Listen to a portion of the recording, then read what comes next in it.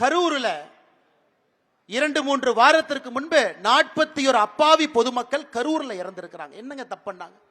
ஒரு கூட்டத்துக்கு வர்றாங்க, கூட்டம் பாதுகாப்பாக இருக்கும் என்கின்ற நம்பிக்கையில காவல்துறை அங்க இருப்பாங்க. 100 காவல்துறை கூட அங்கே பாதுகாப்புக்கு போடப்படவில்லை, 100 பேர் கூட. நேற்று பகுஜன் சமாஜ்வாடி கட்சியினுடைய முன்னாள் மாநில தலைவர் ஆம்ஸ்ட்ராங் அவரை கொலை செய்த குற்றவாளி, நம்பர் 1 குற்றவாளி இறந்த பொழுது நேற்று அந்த குற்றவாளியினுடைய ஈம காரியத்திற்கு திராவிட முன்னேற்ற கழகத்தினுடைய அரசு எத்தனை பேரை பாதுகாப்பு போட்டாங்க தெரியுங்களா? 6 deputy commissioner, 3 joint commissioner, 42 inspector, 87 sub inspector, 1100 பேர் நேற்று ஆம்ஸ்ட்ராங்கனுடைய கொலை வழக்கில் குற்றவாளி 1ஆக இருந்தவனுக்கு நேற்று அத்தனை பேரை பந்தோபஸ்து கொடுத்திருக்கிறாங்க.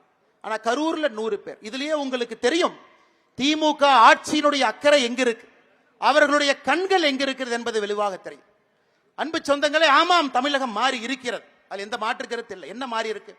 ஆட்சிக்கு வந்த பொழுது முதலமைச்சர் அவங்க வேட்டி கட்டினாங்க, இன்னைக்கு முதலமைச்சர் அவங்க பேண்ட் போடுறாங்க. இது மாறி இருக்கு. இது மாறி இருக்கா? மாறி இருக்கு. வேட்டியிலிருந்து பேண்ட். ஸ்பெயின்ல ஃபுட்பால் ஆன போன பையன் இன்னைக்கு cinema hero, Red Giant production கம்பெனியினுடைய சிஇஓ. மீச வெள்ளையா இருந்த நாய் இன்னைக்கு மீச கருப்பா இருக்கு. இந்த 3ஐ தவிர தமிழகம் எங்கேயும் மாறவில்லை.